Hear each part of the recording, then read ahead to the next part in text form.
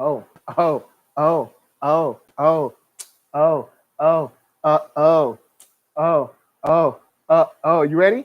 Oh, coming?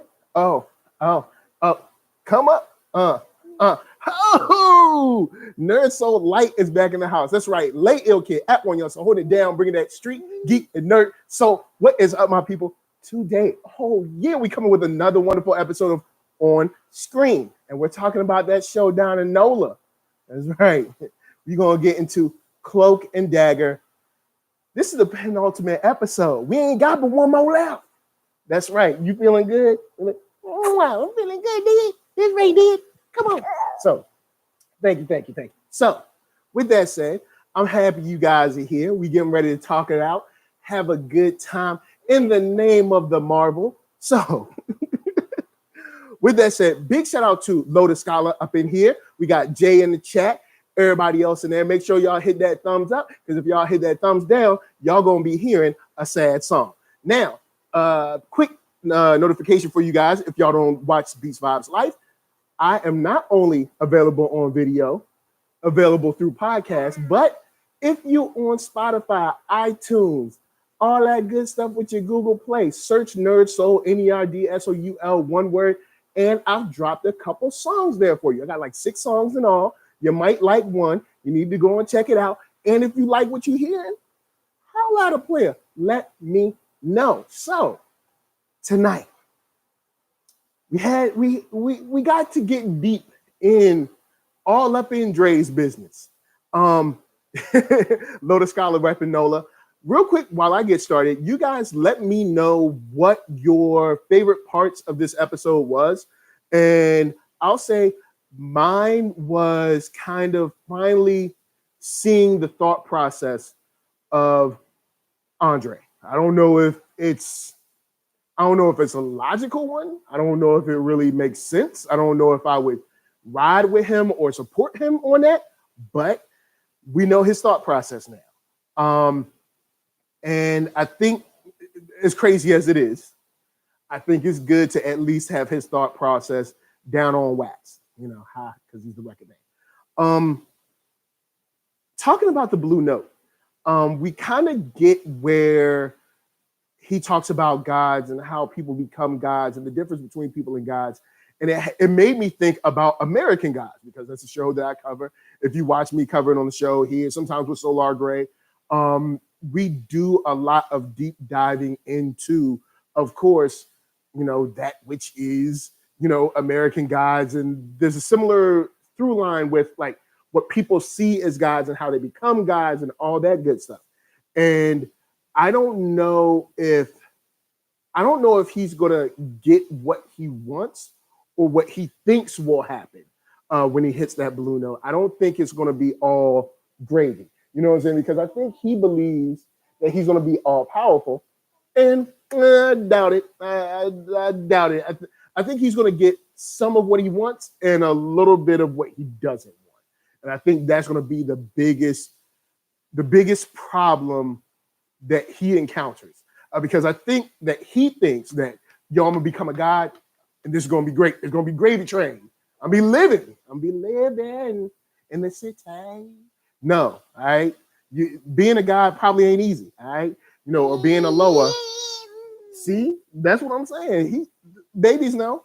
So I'm glad he's here. You know what I'm saying? But I don't think he's gonna be able to get what he wants. I don't think he's gonna get.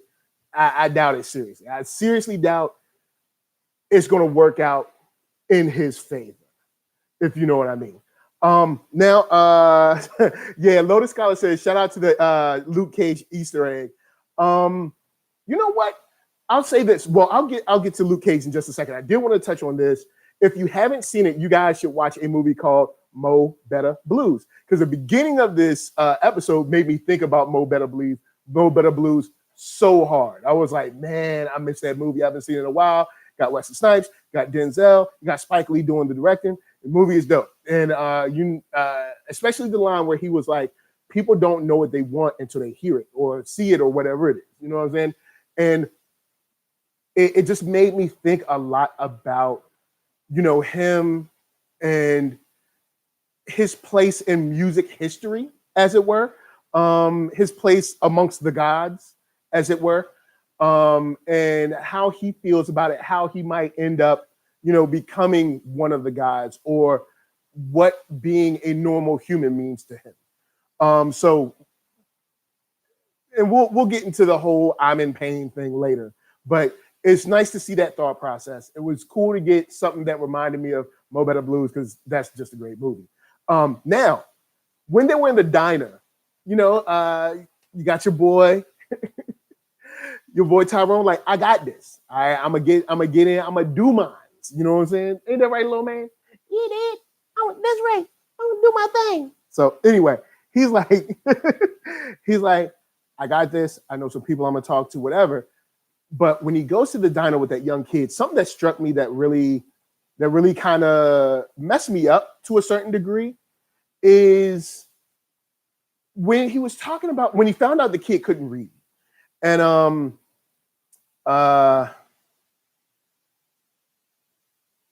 was like, a lot of kids are going through this. There's a lot of kids that unfortunately are not reading, or are not reading at their grade level. And he said something to the extent of like, I ain't worrying about all that, or I ain't got time to worry about all that, something like that.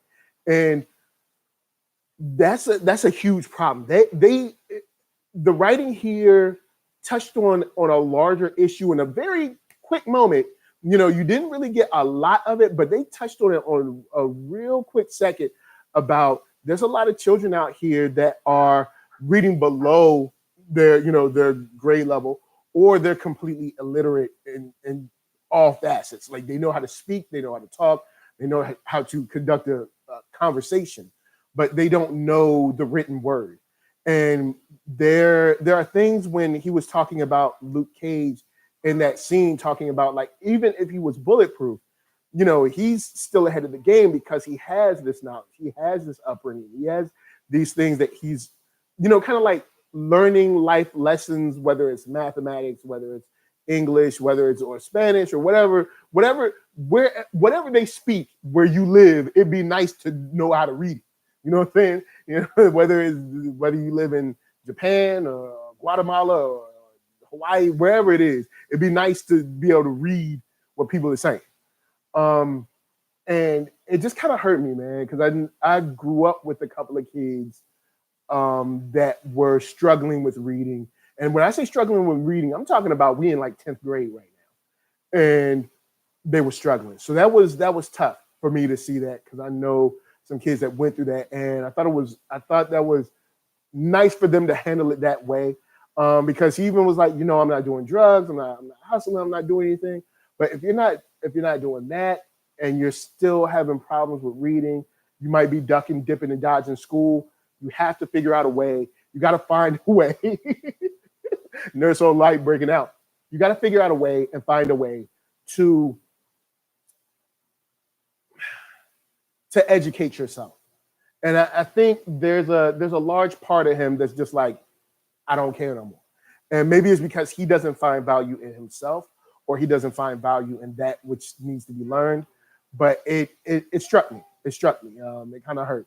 Lotus Scholar said, love that song in Mo Better Blues, because I wouldn't watch it when I was a kid. Because I couldn't watch it when I was a kid. My bad. Man, yeah, because there's some scenes in there. If you were a kid, you shouldn't be watching Mo Better Blues, bro. It's dope. It's dope. But I wanted to talk about them splitting up and having Tandy and Mayhem together. I think that Tandy and Mayhem present a very good counterbalance towards each other, but their volatility makes them a bad team. Like, it's weird. They give each other a good push and pull, but since both of them are so volatile, unlike Tyrone, it's a team that I don't think can ever work. And we see that it doesn't work here. In this episode, when they got fighting, over what to do with Leah. And my issue is, she was going to kill, of course, Mayhem going to kill Leah. They're like, what I need that girl for? She ain't waking up. And Tandy talking about some this ain't justice. And Mayhem's trying to get her to understand justice isn't just us waiting around for 12 people to sit in the box and to decide on something that's above their understanding or above their pay grade anyway, for which someone will not be properly prosecuted and or punished in the end anyway.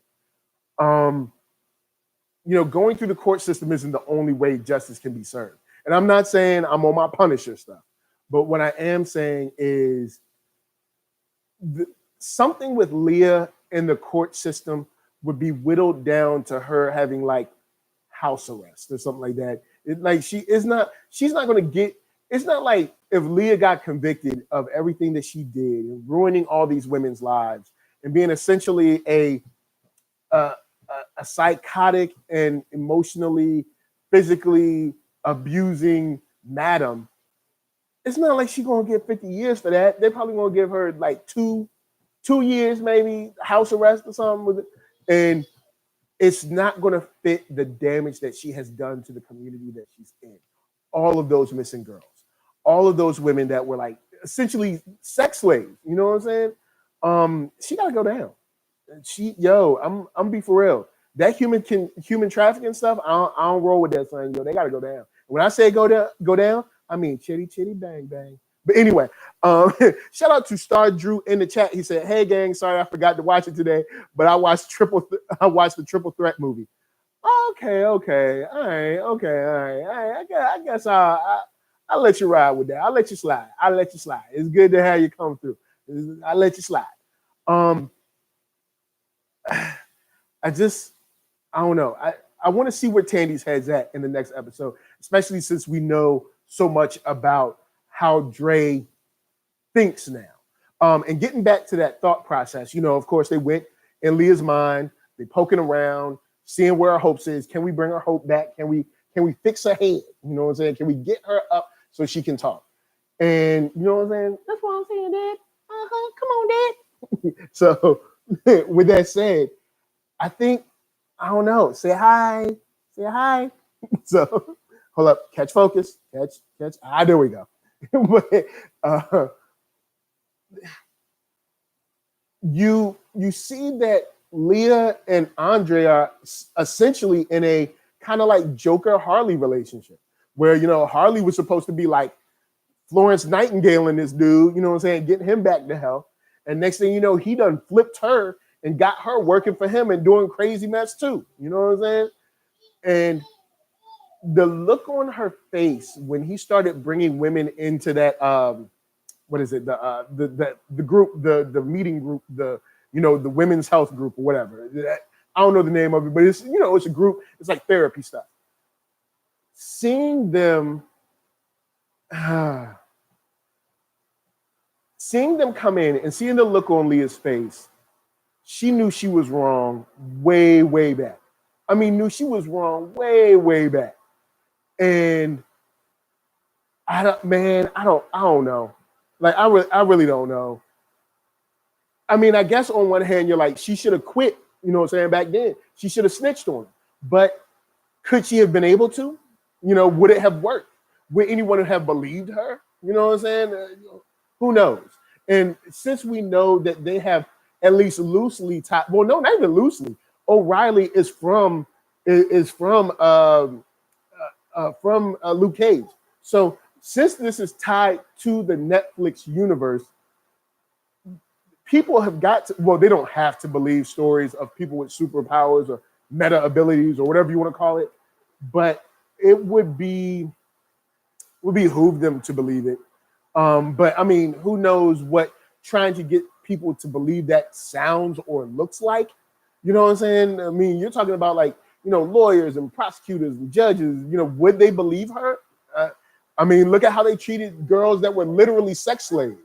You know what I'm saying? They were getting ready to put them back in, put them in the jail. It's like they just got out of a jail, B.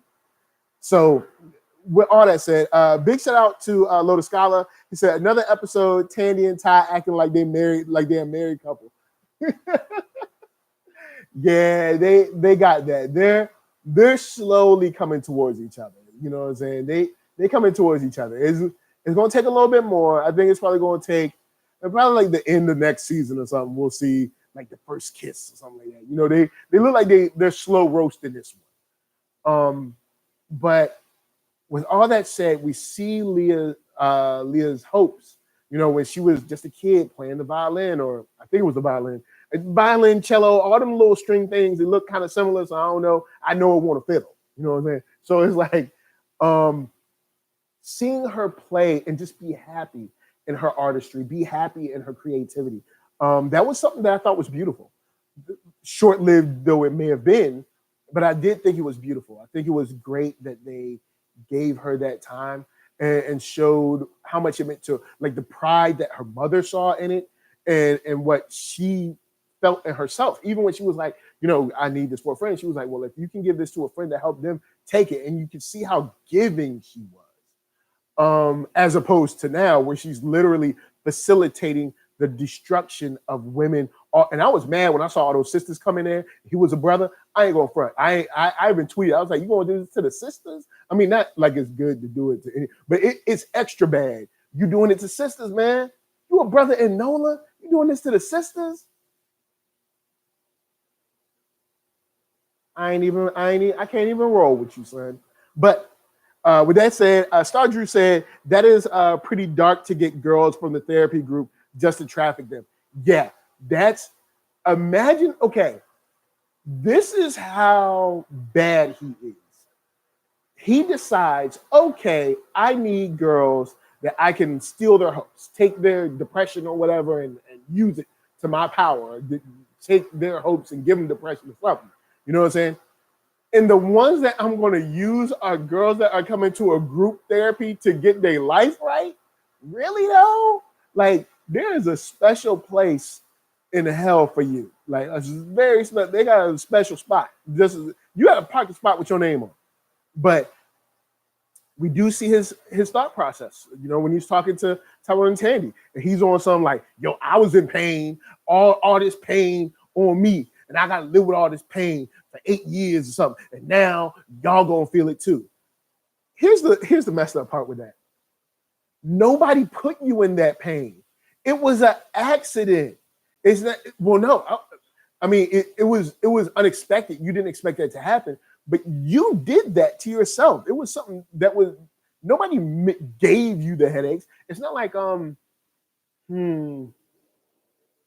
Okay, let's say he was a ward of the state, and the system had I guess experimented on him and gave him those headaches, and he had been dealing with those headaches forever. Then I could be like, oh, I can see you mad at the world because the world gave you those headaches. No, bro, you gave you those headaches. So how you gonna be mad at everybody else? I'm gonna make them feel my pain. What, the pain you did to you? I could see if women had given him that headache, like there was a coalition of women headache providers. You know what I'm saying? And the women went around him and gave him headaches for years. And then I could be like, oh man, I see why you mad at women. You got to pay them back or something. But nobody did this to you.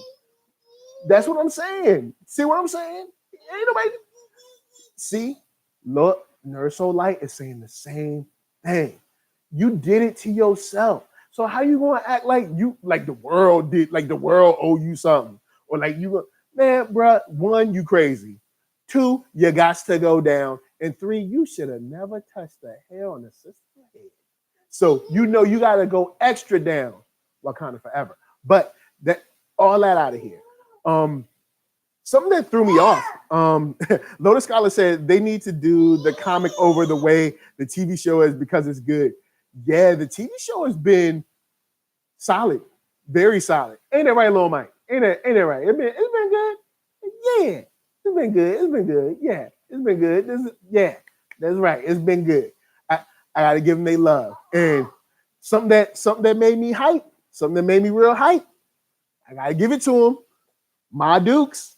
That's right. My Dukes. My Dukes was like, oh, Connor's, he good. He all right.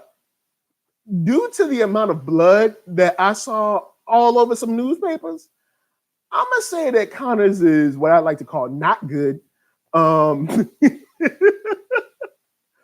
Connors Connors is in a bad space right now. That's what I was saying. You know what I'm saying? If Connors is still alive, which I doubt, he ain't happy because it was mad blood up on that joint. She was up in there looking like Chainsaw Massacre. You know what I'm saying? And she was chilling too. She didn't look frazzled or nothing. You know what I'm saying? Mama doesn't change. DD, see? Yeah, that's right. Mama doesn't change. Mm-hmm. See, he know what's up. We know, and you know. But with all that said, how do you think? I mean, okay, I think this is a better question. What do you think Dre does now with this newfound power? How do you think he seems like one of those people that always have to level up? And speaking of level up, that's the name of the next episode, in the final episode. But he seems like he always has to level up. It's never enough for him. He's never content. What's next? Is there a problem with the other lower? Does he try to take them over? Does he try to hurt them or control them or rule over them? Like what's next for him? Because we already know he's crazy. And it's essentially just about having power. Because if it was about freeing himself from pain, we wouldn't have an episode 10. He'd be like, twiddly dee, and he'd be like, oh, cool, I feel good. All right, y'all, peace. I ain't never gonna hurt nobody again. So it's not about that. You know what I'm saying? It's deeper than that. It's about kind of punishing the non-specific you that did something to him. And I think that's BS, man. It's mad BS for him to front like somebody owe him something. But with that said, what do you think about the possibility, since these shows are canceled for Netflix, what do you think about the possibility of seeing some of those actors semi-reprising their roles on Cloak and Dagger? Like, say, what do you think? Do you think that's a possibility? I mean, they had to bring it up for a reason. People at Marvel are always plotting and doing stuff and trying to catch people off guard. I didn't expect to hear Luke Cage's. Well, I guess we never really expected it for Aurelia either. But what do you think? Do you think that can happen? Do you think we might be in a situation like that where it could work? I don't know. I don't think I'd be mad at it. It would be kind of weird to see them all the way down in New Orleans without a transfer. It would be kind of weird, but I mean, I guess it could work. I mean, we know that Punisher is the most floater of all of them. So maybe him, but it does seem kind of weird. Or maybe it's just there to let us realize and contextualize that we're in a larger world. And maybe we just leave it at that. Star Drew said, bar him vary any human so he can't spade his dispute. What? I probably read that all wrong. Lotus Scholar said Tyrone acting like a shadow boss. Yo, Tyrone killing it. So let's go in and get into Tyrone's level up. Tyrone been leveling up all season. All right, all season he been leveling up, and this episode is no different. How you roll in, beat up a whole bunch of gangsters, then step to the leaders of the gangs and be like, "Oh yeah, guess what? I'm gonna throw you off the cliff. You know what I'm saying? Throw you off the edge, and then I'm gonna go catch you, bring you back, and be like, look, next time I may not catch you. You know what I'm saying? So I like, hey man, look, you gotta have that power, you gotta have that control. You know what I'm saying? Be like, look, y'all fear me. You know what I'm saying? I'm the one. Y'all, don't worry about the cops. You need to worry about me. I'll be whenever you sleep. That's where I'm gonna be at. You know what I'm saying? So I like him striking fear. Dude tried to reach for the gun. He was like, get out of my face. I ain't worried about that. So I love it. I love Tyrone's level up. Let's see. A better way to bring in more stuff. Star Drew says, and Runaways or Luke Cage. Yes. Now that is something that I would love to see. Somehow, I don't know how, but somehow Cloak and Dagger and Runaways maybe for like an episode or two. I would love to see that. Maybe the kids and Runaways figure out that the parents and now this is a spoiler if you're not watching Runaways, that the parents are mostly aliens now, and they got to go get something from Roxxon to be able to combat the alien takeover or something like that. And that's when they meet Tyrone and Tandy, and maybe Tyrone and Tandy come back to LA to help them out. And the next episode of Runaways, something like that. I don't know, man. Look, I'm spitballing, but I mean, something like that could happen, could be fun. And they're all approximately the same age, or they're playing the same age. I don't know how old they are. Tyrone might be like 35 in real life. I don't know. But anyway, Stardrew says Nightcrawl level Tyrone. You know what? He's getting pretty good at controlling his power. And when he appears, it doesn't smell like fire and brimstone either. So that's a plus. So even though I love Kurt, what is it? Kurt Darkholme. That's the one I prefer. The one from Age of Apocalypse. The one with the sword. That's my Nightcrawler. He don't play. He don't take no games. Is he real, son? He's real. But yeah, so I want to know what you guys think about the whole idea between Mayhem and Tandy on Justice. What do you think about them maybe crossing over with one of the Netflix actors? Since I guess they're essentially free agents, they can do whatever they want to do now. I mean, the shows are canceled.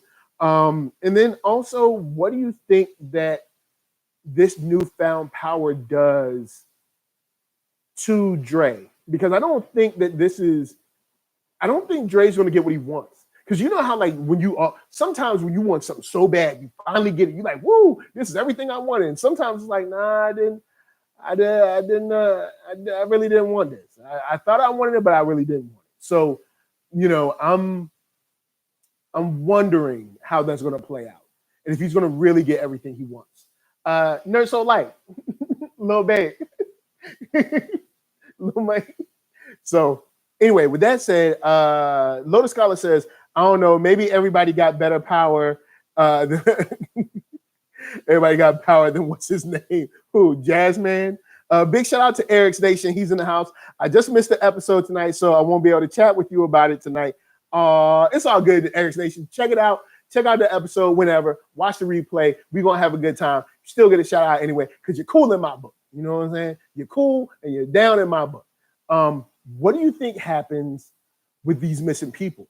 Do you think that what happens on the side of the police? You know what I'm saying? What do you think goes down with that? You know what I'm saying? Because there's a lot of moving parts here on a social level as well. So it's a lot for them to deal with, a lot for them to want. All right, come here. Yes. All right, you ready? You ready to tell them what the baby demographic? You ready for the baby demographic? All right, here you go. All right, so the episode was dope. It was flames, super fire. Never saw an episode this dope before. I had a lot of fun. See, on one hand, you got Jasmine. You got to learn how to play. Can't hit no blue notes. Then you got Tandy. She talk about justice.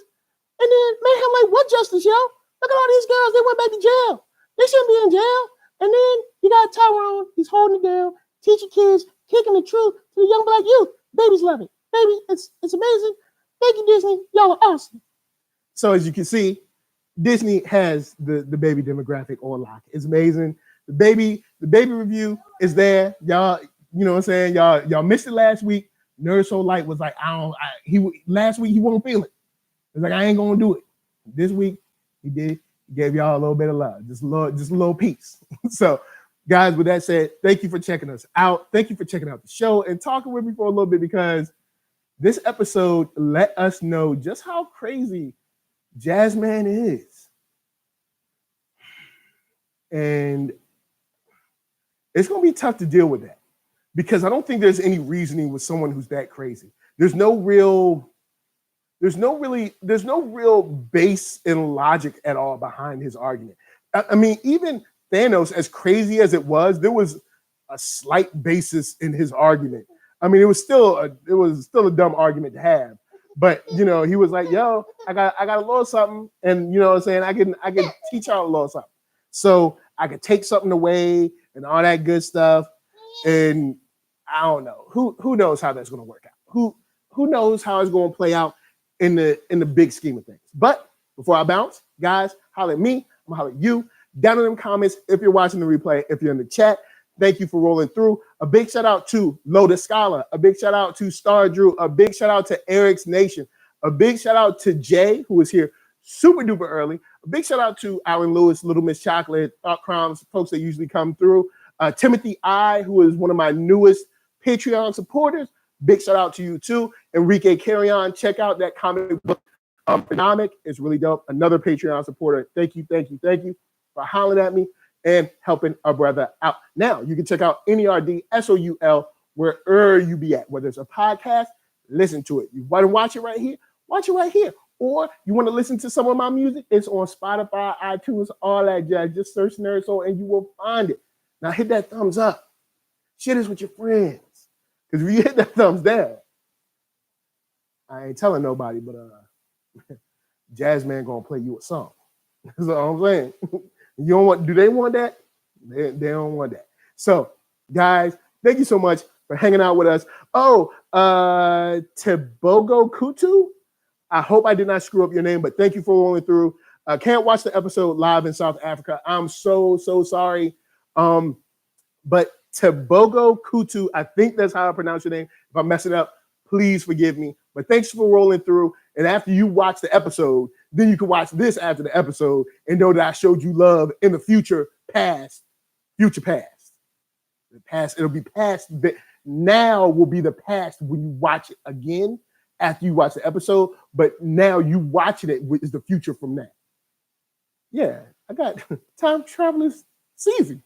So, guys, thank you so much for rolling through. And until next time, protect your neck, watch your back, don't trust nobody in group therapy, and of course, peace.